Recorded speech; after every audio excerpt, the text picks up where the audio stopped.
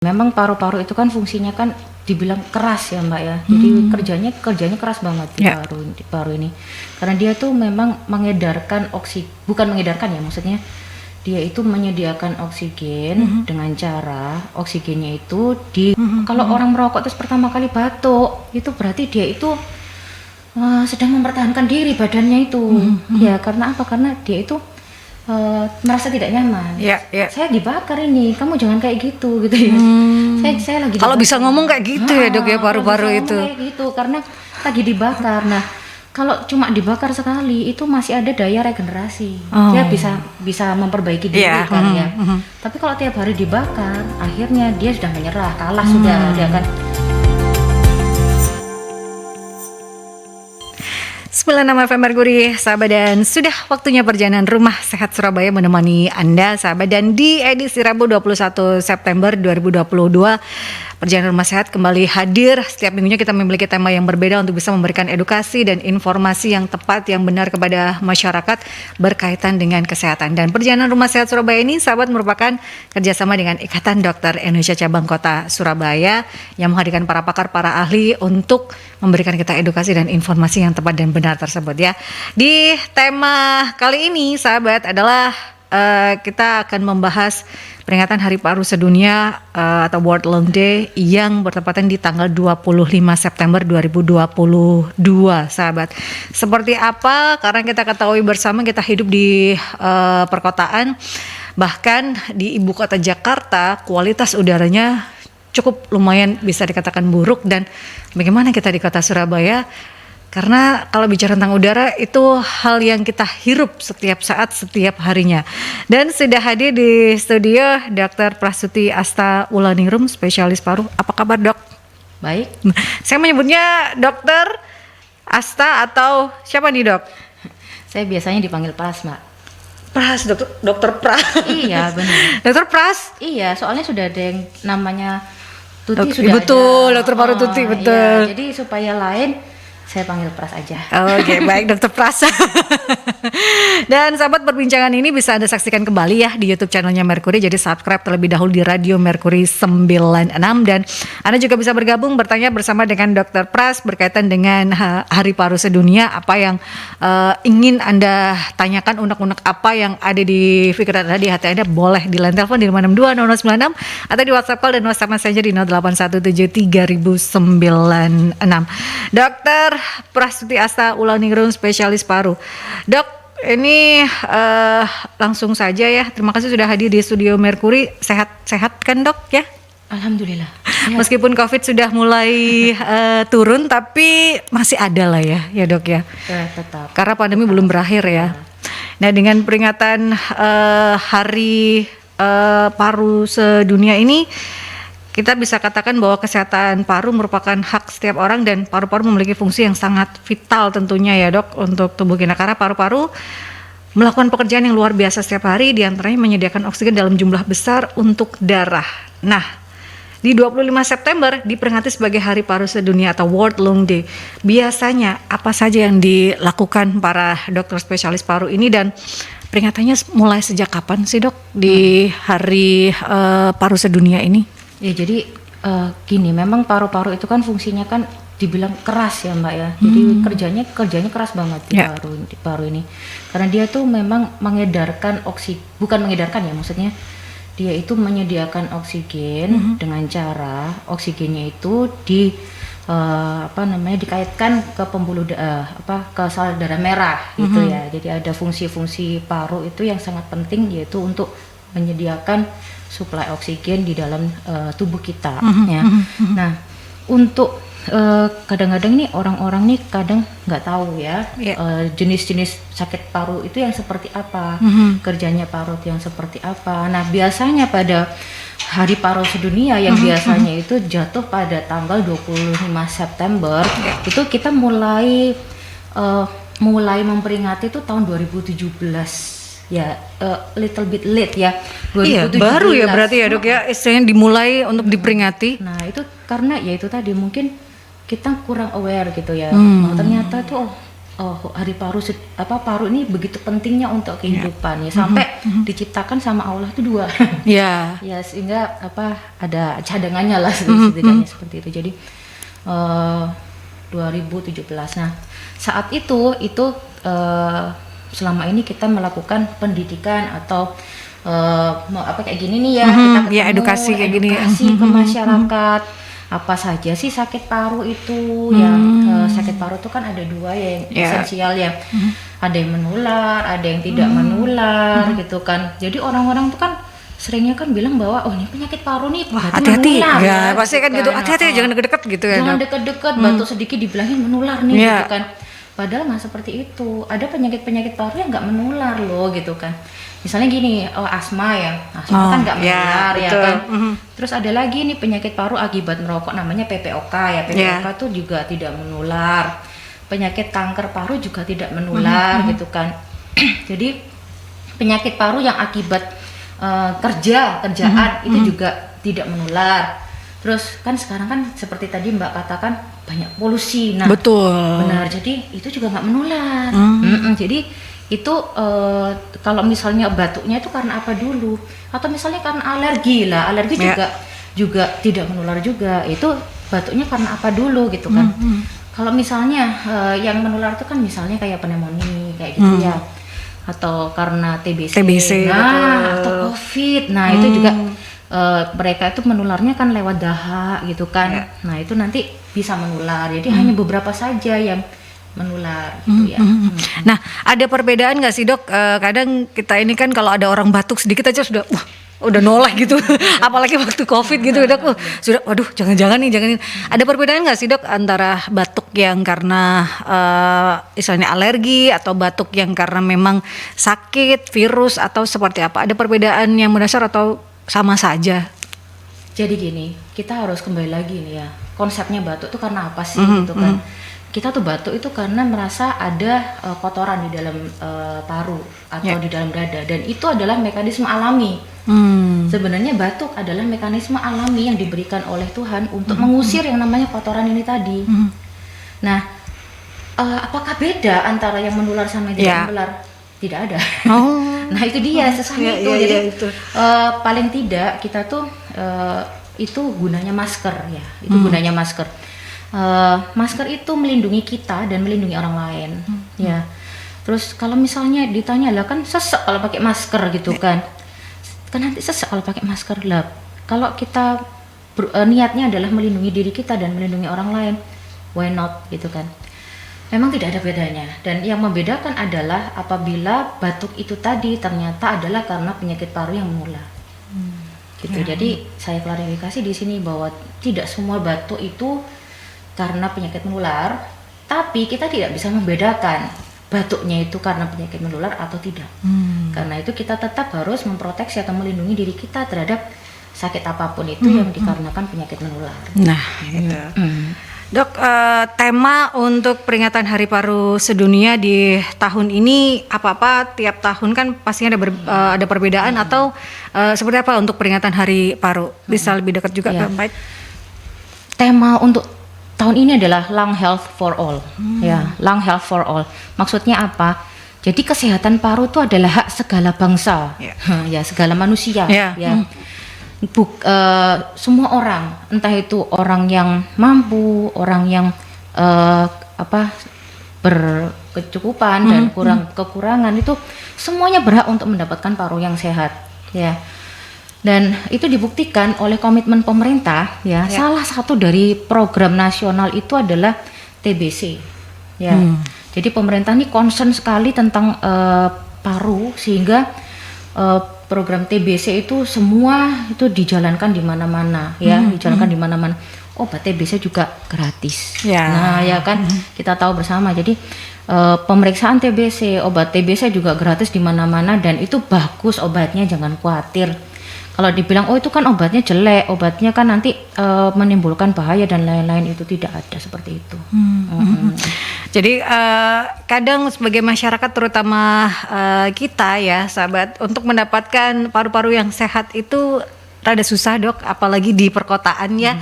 Kita ketahui bersama orang istilahnya merokok sembarangan. Nah, itu kan istilahnya kita sebagai manusia untuk memperoleh hak ini untuk berparu dan sehat kan terganjal dengan hal-hal tersebut. Padahal kita ketahui bersama bahwa merokok itu penyebab utama penyakit paru-paru.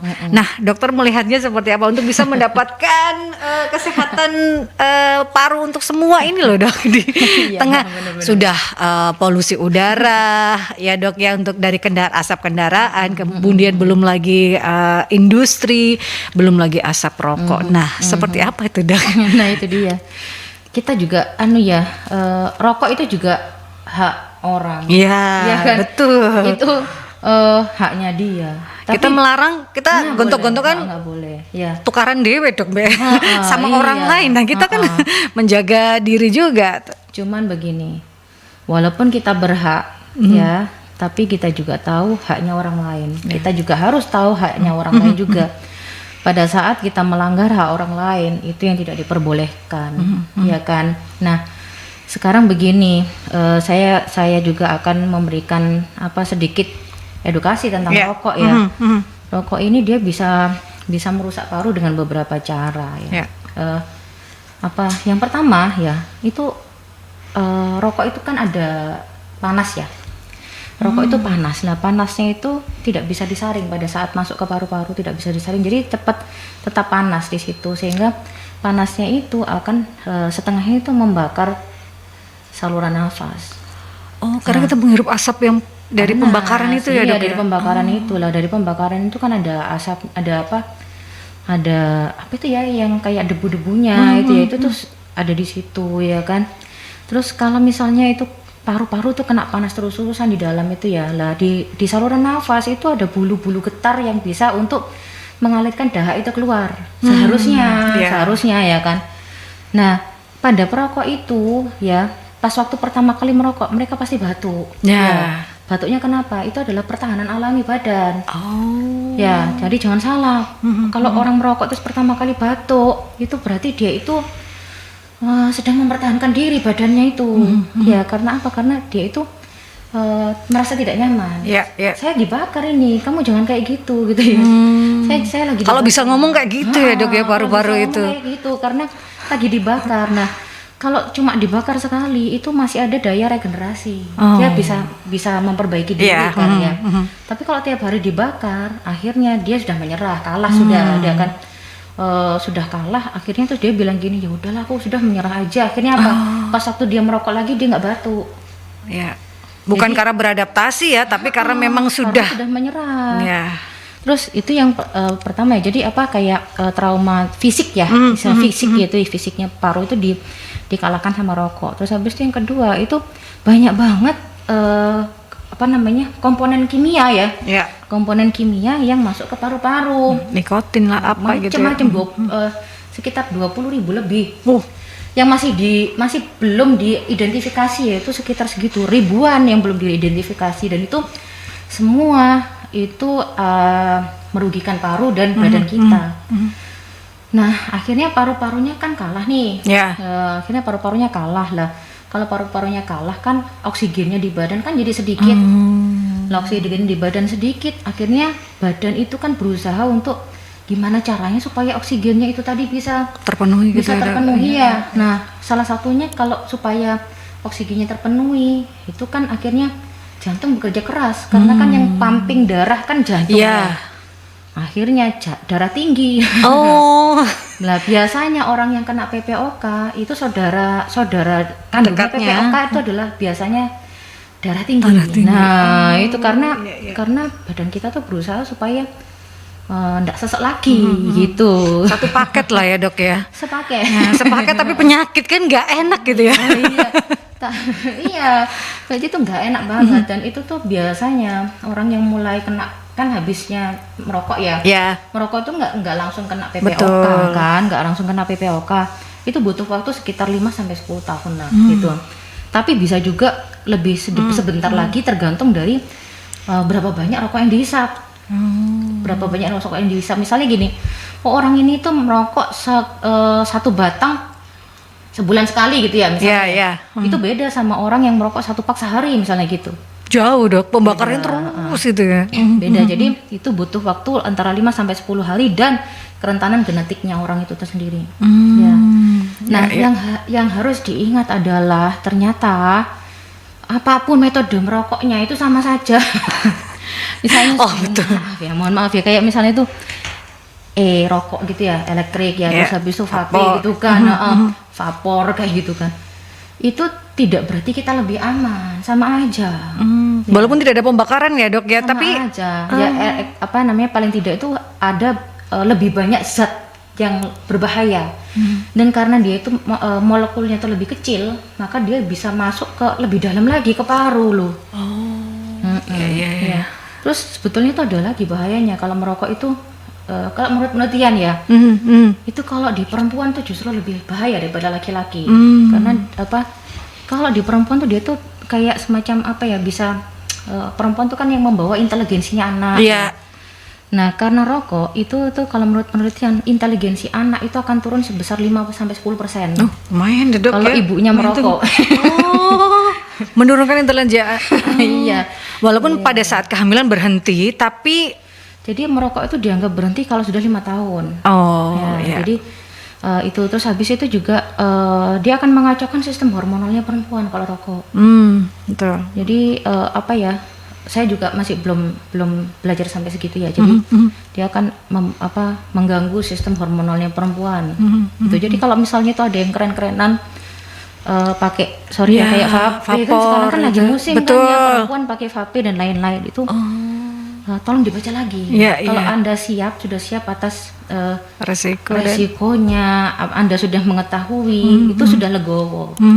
Paling tidak itu. Jadi tolong dipelajari dulu sebelum melakukan sesuatu. Jangan ikut-ikutan karena lifestyle gitu ya dok. Lagi ngetrennya sekarang ini nih ikut-ikutan aja yang padahal istilahnya dampak bagi kesehatannya cukup lumayan besar meskipun katanya ini aman kok karena tidak ada pembakaran dan lain sebagainya. Sama saja ternyata. Satu lagi, kalau khusus untuk perempuan karena dia kan ternyata juga mempengaruhi estrogen dan hormon lain ya. Itu jadi cepat keriput. Nah, ini harus jadi kalau mau tetap awet muda ya kan, kulitnya bagus gitu, tolong ya dihentikan rokoknya. Gitu. Karena berpengaruh juga tidak hanya untuk istilahnya paru-paru tapi juga sampai ke hormonal terutama untuk perempuan ya sahabat. Walaupun itu vapor atau apapun itu ternyata. Jadi sayangilah paru-paru kita karena berhubungan dengan sahabat di organ yang lain gitu ya. Benar. Dan sahabat, perbincangan saya bersama dengan Dr. Prastuti Astabulaningrum, spesialis paru masih akan berlanjut berkaitan dengan peringatan Hari Paru Sedunia atau World Lung Day 25 September 2022 seperti apa dan apa yang bisa kita lakukan supaya paru-paru kita tetap sehat ya sahabat, supaya tidak hanya paru-paru tapi juga organ-organ yang ada di dalam tubuh kita karena kesehatan sangat penting supaya kita tetap bisa beraktivitas dengan baik. Anda bisa bergabung bertanya bersama Dr. Pras sahabat di 08173096 itu WhatsApp call dan WhatsApp Messenger, di line telepon di 5620096 ya. 96 FM Merkuri, sahabat, seperti biasa perbincangan off air lumayan menarik ya. Karena ternyata banyak hal yang harus kita ketahui bersama, apalagi di era seperti sekarang ini. Kita bicara tentang vapor, kemudian sisa ya, itu kan semacam asap yang dimasukkan dalam tubuh kita sahabat. Apalagi kita bicara juga tentang lifestyle, gaya-gayaan sekarang ini seperti apa dok? Karena tadi dokter mengatakan juga hati-hati untuk yang terutama para wanita, kita bisa menurunkan intelijensia anak turunan kita 5 hingga 10 tahun, kemudian berhubungan juga dengan hormonal kita, estrogen sahabat ya. Dan kalau wanita adalah supaya tidak keriput. Nah, salah satunya itu bisa menyebabkan lebih cepat timbul keriput. Seperti apa dok kalau kita bicara tentang lifestyle, kemudian saya istilahnya vaporan atau merokok itu untuk supaya diet, supaya saya nggak ngemil, supaya saya badannya lebih bagus lah ya, tapi dalamnya rusak gitu ya. Saya juga menggunakan vapor ini ikut-ikutan saja dok, jamnya juga sekarang seperti sekarang ini gitu banyak gitu loh. Kalau nongkrong nggak vaporan nggak enak dok sama teman. Seperti apa dok? menghadapi istilahnya quote-quote seperti itu gimana dok? Oke, saya cuman bilang satu hal ya, love yourself. Ya, love yourself. You are worthy. Ya, kamu itu berharga loh. Satu orang itu di dunia ini sangat berharga. Ya, apakah worthy gitu kan untuk lifestyle, untuk diet itu, lalu kita mengorbankan kesehatan diri kita sendiri, yang diri kita nggak punya badan lain loh. Jiwa kita itu hanya punya satu rumah. Kalau itu kita rusak, kita dapat apa? Betul. Ya. Badan cuma satu-satunya dok ya. Kita Satu-satunya. rusak-rusak sendiri. Aduh. Ya, kalau misalnya tentang diet ya, kita kembali lagi nih ke konsepnya diet. Diet itu untuk apa? Ya, diet itu adalah mengatur apa yang masuk ke tubuh kita. Ya, itu yang saya pahami loh ya. Saya juga bukan ahli gizi, jadi saya juga kurang tahu tentang ini. Tapi yang saya tahu, sependek yang saya tahu, itu diet itu artinya adalah mengatur apa saja yang masuk ke tubuh kita sehingga kita tuh sehat. Is smoking healthy? Enggak. Nah, ya kan, itu yang pertama. Kalau saya deket orang ngerokok atau apa, saya tuh batuknya luar biasa. Ya, itu wajar, itu wajar, apa namanya, pertahanan diri seperti yang tadi saya bilang ya. Jadi kalau kita tuh vapean gitu kan, blast di depan orang itu, oke, you have right, Anda berhak gitu kan, Anda berhak untuk merokok, tapi jangan melanggar hak orang lain untuk sehat. Ya, itu dia. Jadi kalau saya menghargai hak Anda untuk merokok, tapi saya tidak mau kalau Anda sampai melampaui hak saya untuk tidak merokok. Untuk gitu mendapatkan udara yang sehat ya. Jadi kalau Anda mau merokok ya do it privately, ya kan, lakukan itu di tempat yang istilahnya gini, kalau Anda mau ke toilet ya, itu kan Anda tidak mau dilihat sama orang lain kan ya. Nah, sama juga dengan merokok. Ya, itu jadikan itu sebagai privasi Anda gitu. Tapi ya, sekarang berbeda ya dok ya. Pengen ditampilkan dok. Kita ke penelpon terlebih dahulu. Selamat siang Merkuri. Selamat siang. Assalamualaikum warahmatullahi wabarakatuh. Waalaikumsalam warahmatullahi wabarakatuh. Apa kabar Pak Sumarwito? Baik. Alhamdulillah. Soal merokok ini ya, sebetulnya saya juga membingungkan. Membingungkan saya sendiri ya. Jadi, saya mulai umur SMP sampai umur 55, 54, 55 itu sudah tak kecilkan loh ini. Merokok saya. Malah sampai tambah lama gudang garam isi 16 itu 2 pak satu hari. Iya toh? Tapi kok saya nggak sakit? Iya toh? Kenapa? Sebentar tak pateni ya ini. Bentar ya.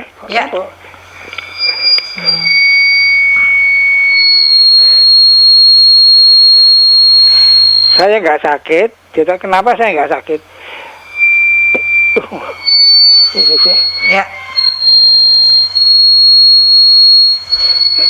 Saya nggak sakit ya. Kenapa? Dan saya disuruh sama istri saya, sama saudara saya suruh berhenti merokok, tapi nggak tak reken. Malah tak jawab, merokok itu sehat. Ya. Kenapa? Kalau saya sakit, nggak mungkin merokok saya. Iya benar. Kalau saya sakit, wah loro paru-paru, nggak. Ya, berarti sakit kan? Ya itu saya tanyanya ke dokter itu kenapa dokter bisa tahu nggak kalau saya itu merokok karena bisa sakit dengan tanpa pakai lab atau tanpa apa. Jadi tidak, bapak ini batuk karena merokok. Saya ini waktu naik haji kan difoto paru-parunya. Terus waktu pernah saya fotokan di rumah sakit DR Sutomo, kan itu lebih lengkap ya. Itu enggak ada flek-flek, saya enggak ada. Gitu. Jadi berarti saya itu orang tergantung daya tahan orang masing-masing. Katanya ada yang merokok pasif, gitu. Itu anu, jadi dan merokok itu iklan rokok aja kalau malam gitu. Tapi setidaknya Indonesia juga dibutuhkan. Enggak petani tembakau itu nganggur kabeh. Iya toh? Kenapa kalau perlu sebetulnya kalau ingin sehat nggak usah dokter, larangan semua tembakau itu gantian produk yang sehat. Jadi padi atau jagung itu kan bisa di Madura.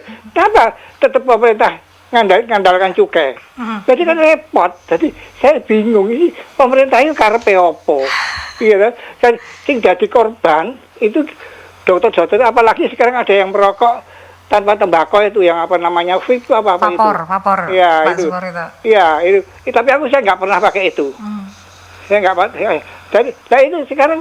Tapi kenapa dok? Saya sekarang umur saya 69. Waktu barusan saya periksa paru-paru saya, dan saya tidak pernah sakit. Kadang-kadang orang kan kalau karena paru-paru itu kadang-kadang dadanya sakit tuh. Saya nggak sakit. Kenapa? Saya itu dulunya merokok. Saya umur 55, saya ingat betul. Mulai saya kesadaran sendiri itu berhenti, dan rasanya sama saja dengan merokok. Tapi saya berhenti sendiri.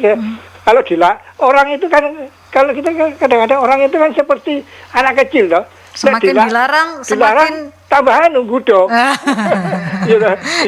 Berhenti sendiri. Tapi kayak apa? Tapi yang saya bingungkan itu pemerintah. Ya, kan sana dokter itu yang saya tanyakan satu. Kalau maunya saya datang batuk, saya ini alergi apa sakit paru-paru. Terus terang aja saya alergi ya. Alergi di tenggorokan. Itu kalau sakit gitu saya datang ke dokter. Dulu nggak perlu datang ke dokter, saya pakai beli antibiotik yang 10 itu 10 nanti saya habiskan semua 10 itu lantas berhenti, nanti kapan lagi lama itu baru sakit lagi batuk gitu. Tapi sekarang kan nggak boleh, saya harus ke dokter. Dokter ada yang antibiotik yang 6, ada yang 10 kan. Nah itu jadi saya ngerti betul kalau nggak dihabiskan nanti saya menjadi kebal. Yang saya tanyakan, dokter itu bisa nggak tanpa pemeriksaan lab ya, tanpa pemeriksaan bisa tahu ini kamu paru-parumu ada fleknya ada apa, bisa nggak? Bisa tahu nggak? Terima kasih. Assalamualaikum warahmatullahi wabarakatuh. Waalaikumsalam warahmatullahi wabarakatuh. Nah ini setelah sekian panjang itu dok, pertanyaannya adalah tanpa pemeriksaan bisa nggak dok bisa terlihat bahwa paru-parunya ini ada fleknya atau tidak? Baik. Oke, ini tadi terima kasih ya Pak Sumarwito. Bapak Sumarwito, pertanyaannya bagus sekali Pak. Jadi ini memang harus diketahui sama orang banyak, dan saya berterima kasih bahwa Bapak sudah bertanya sederhana ini ya, sudah mewakili berapa banyak orang ini. Iya betul, pertanyaan dari 10 orang ini ya Pak Sumarwito. Iya benar-benar. Karena dirasakan sama gitu. Iya. Jadi sebetulnya gini Pak, sebetulnya ya PPOK yang tadi saya bilang, PPOK itu penyakit akibat rokok sama flek, atau kalau sebetulnya gini, istilah flek itu kan istilah zaman dulu ya. Kalau zaman sekarang tuh TBC ya. Kalau TBC sama rokok itu sebetulnya rokok itu istilahnya apa ya? Bukan menyebabkan TBC loh. Ya. Jadi rokok itu secara tidak langsung, tapi bukan penyebab TBC. Ya. Kenapa seperti itu? Karena rokok itu akan secara tidak langsung dia akan menurunkan sistem imun setempat dari paru-paru. Ya. Kan di paru-paru itu kan kita tuh punya tentara ini, tentaranya banyak ya. Kalau misalnya orang biasa tuh tentaranya 10.000.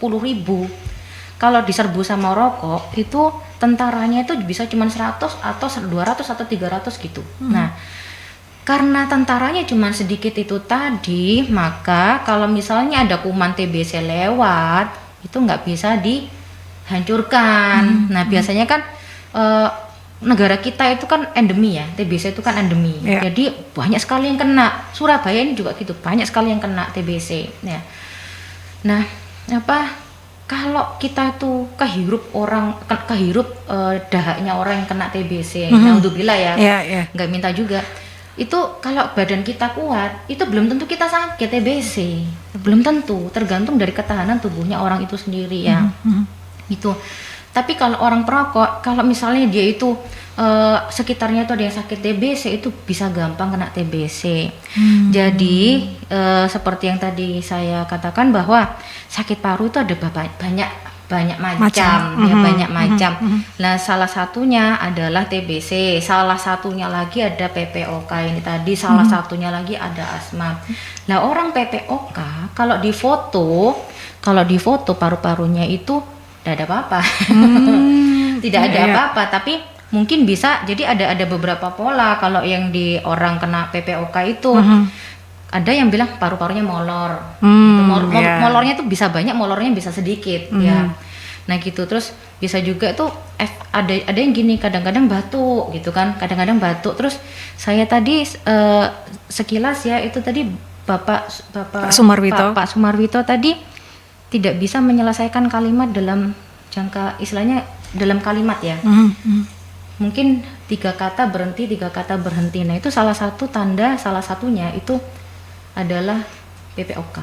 Jadi sesak gitu. Jadi kadang-kadang gini, orang PPOK karena sudah lama kenanya ya, maka beliau sudah beradaptasi terhadap keadaan kekurangan oksigen. Jadi tidak kerasa sesak. Cuman kerasa sesaknya itu kalau misalnya dia itu agak jalan cepat atau jalan menanjak atau naik tangga, itu berhenti sebentar berhenti untuk ngambil nafas gitu ya. Nah, kalau misalnya saya ditanya apakah ada lab yang untuk tanpa lab pun itu bisa melihat gejalanya, sebetulnya sih kalau misalnya dari istilahnya orang datang gitu ya, itu sudah terlihat sesak itu ya sudah terlihat ya. Tapi itu kan masih harus diyakinkan pemeriksaan lebih lanjut karena kita istilahnya bukan dukun ya, maaf. Jadi kita harus memastikan benar-benar ini benar nggak sih gitu kan. Soalnya kan ya masa sih gitu kan, kayak nggak percaya, kayak misalnya itu bapak kita sendiri gitu kan, masa sih sesek gitu kan. Itu harus dibuktikan objektifnya gimana. Kita nggak bisa main-main, nggak ada angin, nggak ada hujan, tiba-tiba kamu kan sakit asma nih, kamu sakit PPOK nih, kan nggak bisa gitu. Jadi harus dibuktikan dengan trial, dengan mungkin ada trial errornya gitu kan, ada fotonya, atau mungkin ada namanya itu tes faal paru namanya. Nah, tes faal paru itu bukan cek darah ya, atau cek darah bukan, tapi dia semacam tes tiup-tiup. Nah, nah, di Sutomo ada. Di Sutomo ada, di di rumah sakit tertentu ya ada tes faal paru atau tes tiup-tiup ini. Jadi bukan hanya dari lab saja, tapi juga dari tes tiup-tiup ini. Itu kita bisa tahu bahwa ini orang ini ada sesaknya nih gitu ya. Jadi kita harus meyakinkan bahwa orang ini benar-benar kena atau tidak. Nah, terus habis itu kalau misalnya tadi ditanya, saya loh sampai sekarang masih sehat gitu. Ya, karena pemeriksaan rutin kok nggak ada apa-apa, paru-parunya bersih seperti itu, Dok. Belum tentu juga. Yang tadi saya bilang bahwa mungkin sudah adaptasi. Ya, kalau misalnya itu darahnya orang bukan darah ya, maksudnya itu orang PPOK, kalau jalan biasa, kalau dia itu masih belum parah-parah banget ya, itu kayak orang biasa. Ya. Paling cuman batuk sesekali gitu aja. Paling cuman batuk sesekali, atau kalau misalnya jalan jauh itu sesak gitu kan.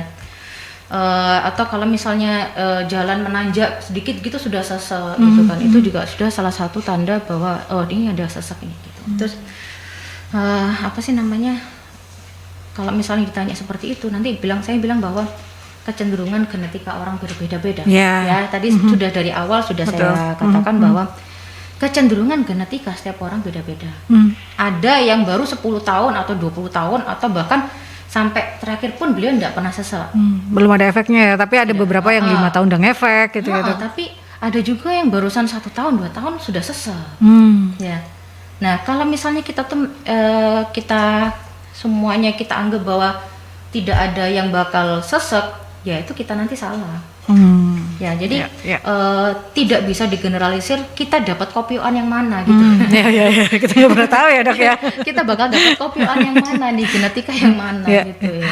Nah, ini kalau kita bicara juga terkait dengan pemeriksaan dan juga mungkin sama juga dengan deteksi dini, apa sih dok yang harus kita lakukan terutama bagi para perokok supaya istilahnya tahu kesehatan paru-parunya?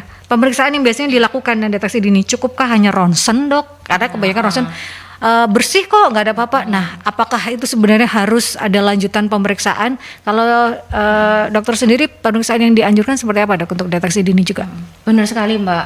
Tadi fotonya tuh kebanyakan tuh bersih. Ya. Ya, kebanyakan bersih kalau PPOK kebanyakan bersih. Cuman biasanya kita akan melakukan itu tadi faal paru, spirometri istilahnya ya. Jadi spirometri, pemeriksaan spirometri ini untuk melihat fungsinya paru itu seperti apa. Nanti disuruh tiup-tiup gitu kan. Pak ditiup yang dalam atau ditiup yang cepat. Dan nanti kita lihat dari situ itu hasilnya gimana. Nanti ada hasilnya, oh ini ada apa sih namanya, buntuan ini, atau ada oh ini paru-parunya sudah rusak nih, itu kelihatan dari situ. Ya bukan tes darah tapi tes faal paru. Jadi ada tes faal paru tuh ada di beberapa rumah sakit, terutama yang tipe B, atau ada beberapa yang tipe C juga ada yang sudah ada faal parunya. Dan ini diperuntukkan untuk para perokok aktif seperti itu, atau usia 30 tahun ke atas, atau berapa tahun yang sudah mulai harus melakukan deteksi dini ini dok, pemeriksaan itu? Nah itu dia, jadi lihat-lihat sebetulnya sih fungsi paru itu mulai menurun pada saat usia 40 tahun.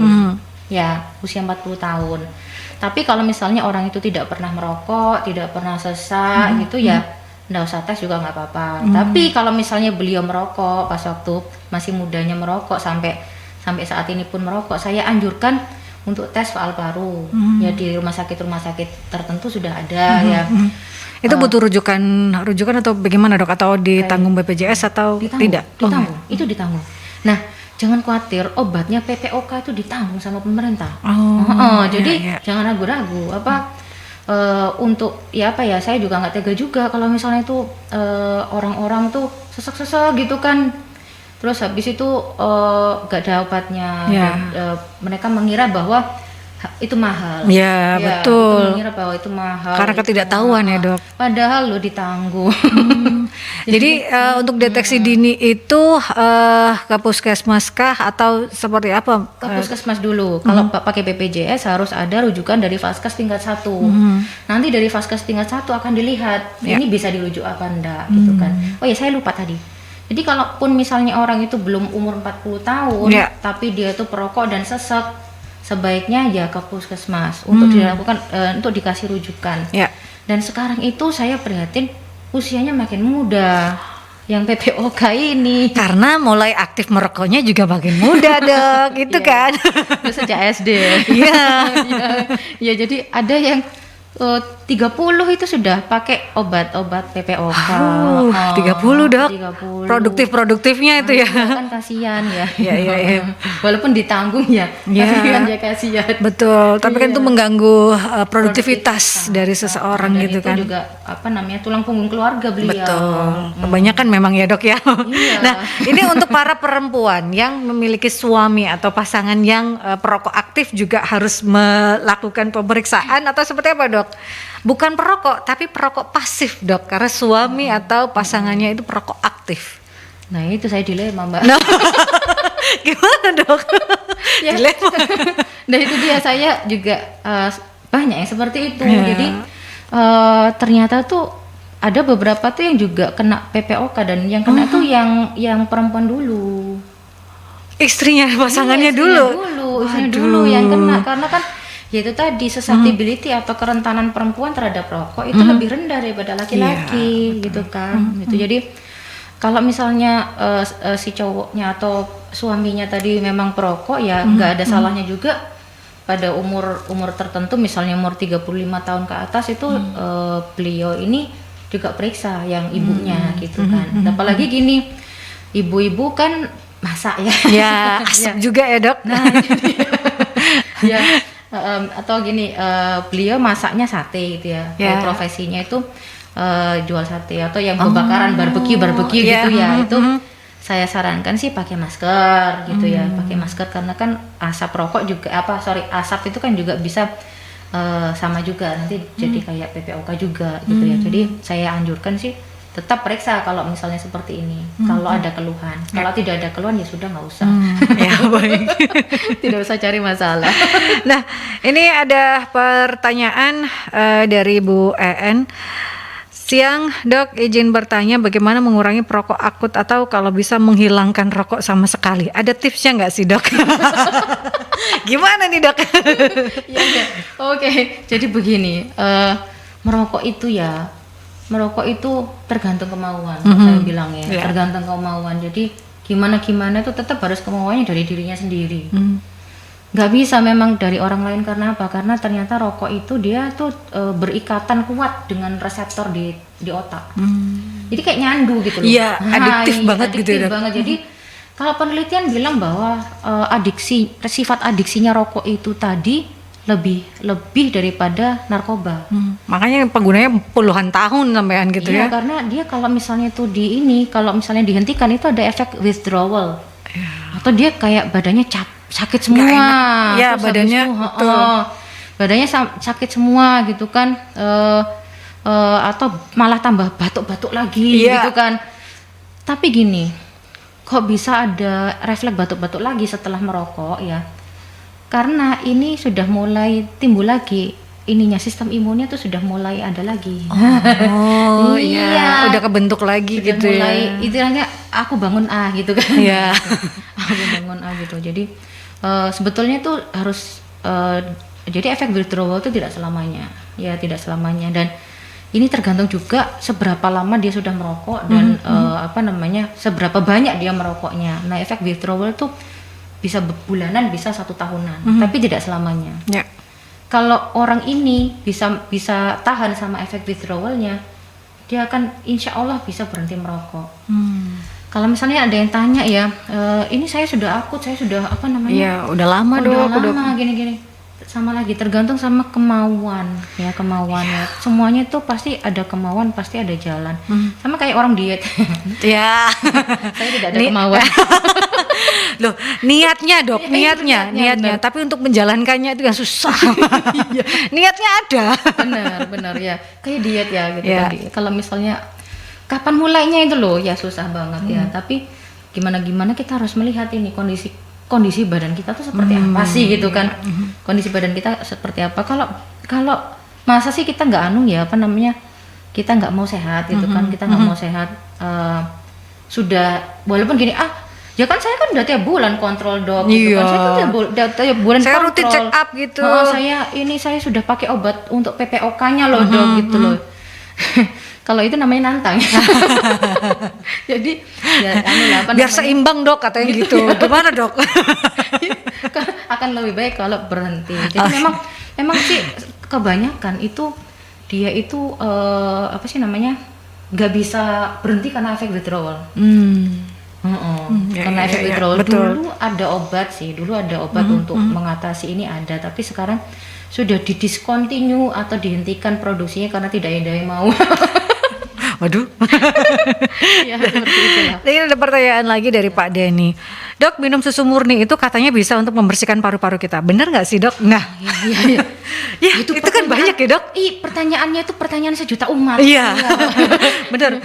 Terutama untuk yang kerja mungkin di industri atau apa, sering-sering minum susu murni gitu supaya paru-parunya bersih lagi. Benar nggak sih Dok? Ada itu yang orang-orang pada bilang susu merek ini gitu kan. Oh, iya. Benar ya. Jadi yang kayak ada Hewan topan gede gitu itu ya, topan itu kan. Topan itu. Tidak. Tidak bisa ya. Ada yang bilang gimana kalau dikasih ini antioksidan yang dosis tinggi? Tidak bisa. Karena apa? Karena rokok itu tadi saya biasanya kalau sama pasien tuh saya kasih tahu ininya, YouTube-nya paru-paru perokok. Paru-paru perokok tuh hitam semua. Kalau dibandingkan sama paru-parunya yang sehat itu merah. Paru-paru sehat itu warnanya tuh merah-merah pink-pink gitu loh. Kalau yang paru-parunya perokok itu hitam legam seluruh paru. Hitam legam, ya. Lah gimana bisa dikeluarkan? Nggak bisa. Nggak bisa.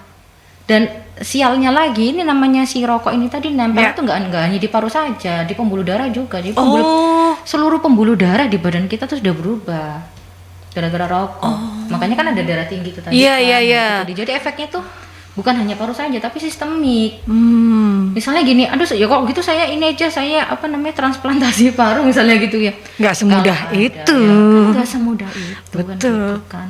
Kenapa kita nggak ngambil jalan yang mudah aja? Ya, dengan tidak merokok. Nah, itu ya Dok ya. Berhentilah ya. Berhentilah merokok ya. Tapi memang susah. Susah Kenapa kan, kenapa tidak dicoba terlebih dahulu ya? Apapun kalau yang susah itu tantangannya luar biasa, tapi hasilnya juga luar biasa ya Dok ya. Benar. heeh. Nah, ini Gairah hidup jadi lebih.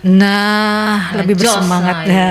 Uangnya juga lumayan Dok. Iya, Uangnya bisa bener. buat beli motor. Oh lebih puluhan juta. Nah, kan kalau ditabung berapa bulan dulu, motor dulu Dok. Iya benar. Baru nanti yang lain gitu.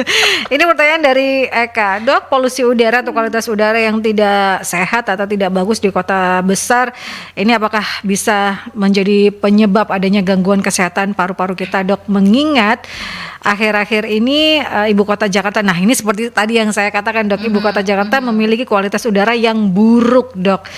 Nah, tipsnya seperti apa untuk kita yang hidup di kota metropolitan Dok, supaya paru-paru tetap sehat? Seperti apa Dok?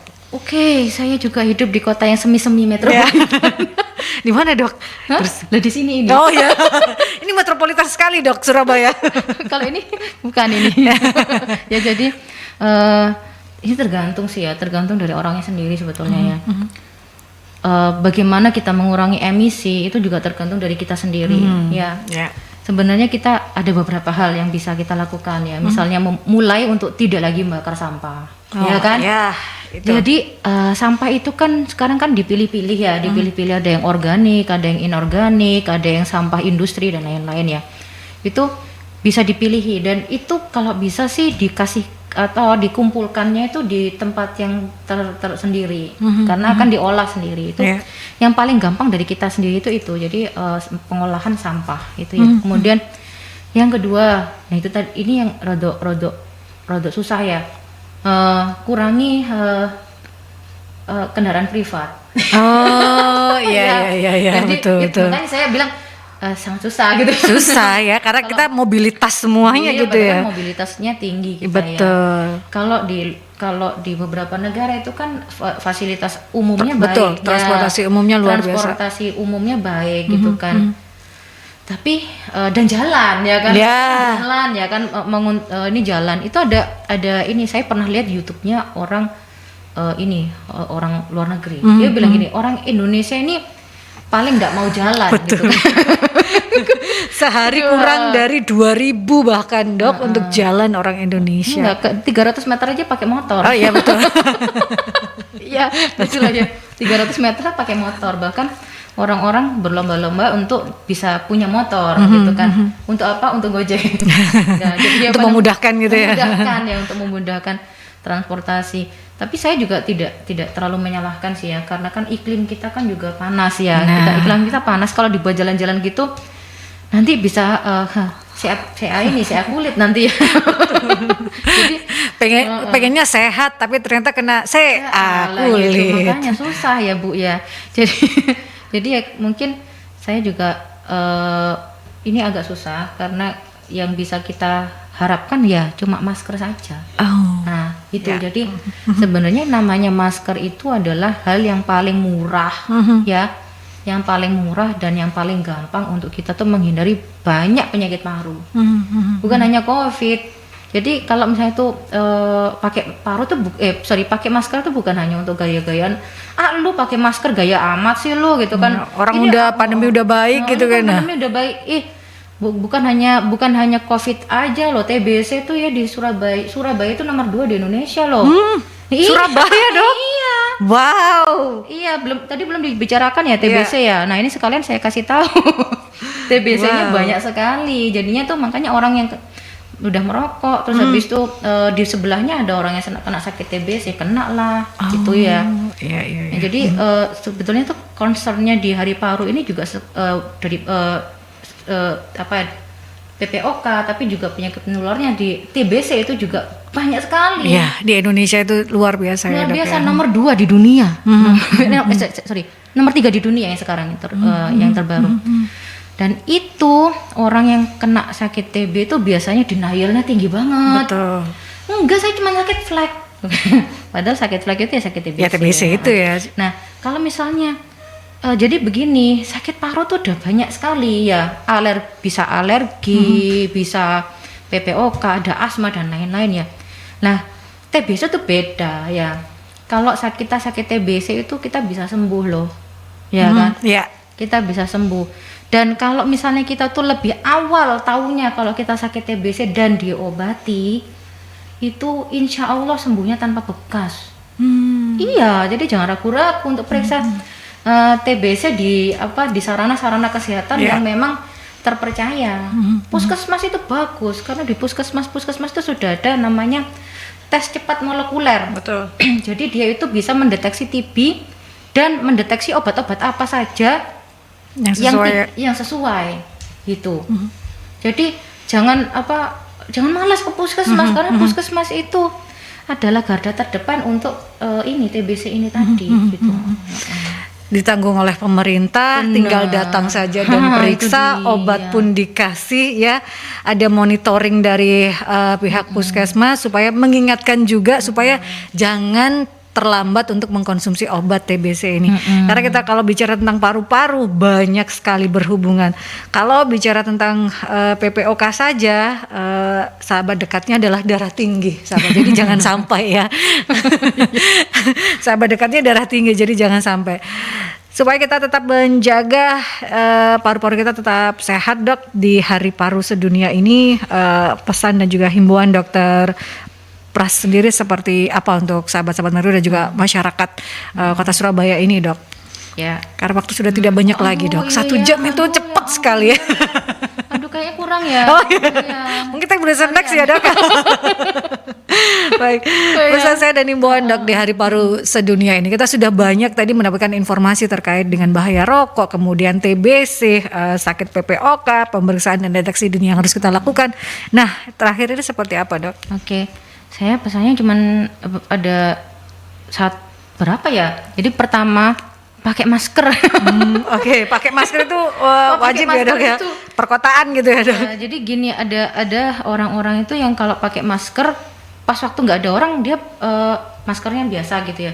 Terus pas waktu dia bicara, karena dia ngerasa kalau pas waktu bicara tuh nggak jelas, maskernya dibuka. Kebalik ya, Dok ya. Atau kalau bersin kadang-kadang maskernya dibuka juga. Nah, itu masih ada, Dok. Aduh, sering itu loh, sering. Nah, itu padahal pas waktu kita tuh bersin, itu kuman yang dilontarkan itu seperti jumbo jet. Ya. Itu kuman disembur kuman gitu. Atau virus itu semburannya tuh jauh lebih tinggi. Nah, itu jadi kalau misalnya kita bersin, tutup sininya. Ya. Aciu gitu. Jadi malah harus ditutup gitu. Kalau misalnya batuk ya pakai maskernya gitu. Jadi memang harus dipakai maskernya gitu ya. Terus yang kedua adalah kalau misalnya ada keluhan kesehatan, jangan ragu-ragu ke puskesmas atau ke vaskes, karena ada banyak sekali penyakit paru tuh yang sudah tercover kok sama pemerintah ya. Jadi jangan ragu-ragu, kita siap untuk membantu ya. Kan eman dikasih fasilitas ya kan, free, nggak bayar ya kan, masa nggak manfaatkan. Manfaatkan dengan baik lah fasilitas kesehatan dari pemerintah gitu ya. Manfaatkan kami gitu loh. Boleh, Dok? Oh iya, bisa, enggak apa-apa. Kemudian setelah masker, kemudian memanfaatkan vaskes jika ada keluhan, apalagi, Dok, ini yang harus dilakukan supaya masyarakat ini lebih paham dan aware lagi terkait dengan kesehatan parunya, Dok. Oke. Oh iya, ini khusus buat yang sekolah-sekolah ya. Nah, yang sekolah-sekolah mungkin pihak sekolah atau yang bekerja di kantor yang seringnya tuh di udara tertutup ya. Tolong diperhatikan misalnya kayak jam makan ya. Jam makan, karena jam makan tuh rentan-rentannya ini gitu kan. Sekarang tuh di Dinas Kesehatan tuh saya kemarin dikasih bocoran bahwa saat ini di Surabaya itu sedang ada kayak semacam peningkatan kasus influenza ya. Pernah kena influenza sekolah ya, putranya atau gimana ya? Jadi banyak sekali, banyak sekali yang kena. Banyak sekali. Gurunya kena, muridnya kena. Betul. Nah, salah satu untuk mencegah adalah batasi jam makan atau jaraknya kalau makan itu paling tidak itu 1,5 meter, ya 1,5 meter. Jadi makannya gantian dan itu pun 1,5 meter, dan kalau misalnya ini ada di kelas ya, itu gonta-ganti makanya, terus ini ventilasinya juga dibuka ya. Jadi kalau misalnya lagi makan jangan ditutup kelasnya. Oh, Jendela-jendela dibuka. Malah harus dibuka gitu ya, Dok. Gitu ya. Terus habis itu perhatikan jaraknya gitu kan. Kemudian gantian makannya. Kalau pas waktu lagi makan tidak boleh sambil bertatap muka. Jadi ngadap ke depan semua. Padahal waktu makan adalah waktu yang tepat untuk ngobrol gitu, Dok. Oh tidak.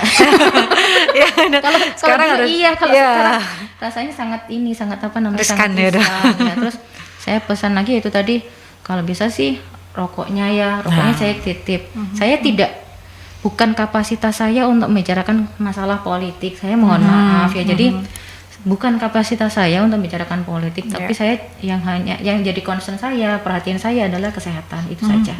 Gitu. Dah, itu pesan dari Dr. Prastuti Asta Wulandingrum, spesialis paru, sahabat, di peringatan Hari Paru Sedunia ini. Mengingat paru-paru merupakan organ yang vital bagi tubuh kita, karena paru-paru melakukan pekerjaan yang luar biasa setiap harinya. Di antaranya menyediakan oksigen dalam jumlah besar untuk darah kita, sahabat ya. Dan jika oksigen ini tidak terpenuhi untuk darah kita, maka berhubungan dengan sahabat dekatnya, yaitu jantung, yang akan lebih keras lagi bekerjanya, sahabat. Jadi supaya organ-organ tubuh kita ini tetap sehat dan kita tetap bisa menjalankan aktivitas dan rutinitas dengan baik, terutama di usia-usia produktif ini, sahabat. Jadi di Hari Paru ini eliminasi asap rokok ya, sahabat, supaya masyarakat yang lain juga bisa mendapatkan haknya untuk mendapatkan udara yang sehat, karena tema di Hari Paru Sedunia ini adalah Lung Health for All. Ya, itu yang harus kita bangun bersama, awareness terkait dengan kesehatan paru dan kesehatan udara yang kita hirup setiap saat ini. Sekali lagi terima kasih Dr. Prastuti Asta Wulandingrum, spesialis paru. Sehat-sehat ya, Dok. Sehat selalu, alhamdulillah. Karena edukasi dan informasinya sangat dibutuhkan untuk kita semua, sahabat. Dan terima kasih juga untuk Ikatan Dokter Indonesia Cabang Kota Surabaya menghadirkan para pakar, para ahli untuk bisa memberikan kita edukasi dan informasi seputar kesehatan. Dan Anda bisa mendengarkan kembali, sahabat, Perjalanan Rumah Sehat Surabaya yang hadir setiap hari Rabu dari pukul 11 hingga 12 siang. Perbincangan ini juga bisa Anda saksikan kembali di YouTube channelnya Mercury di Radio Mercury 96. Saya Andra Lestari, stay safe, stay healthy, be happy, dan Assalamualaikum warahmatullahi wabarakatuh.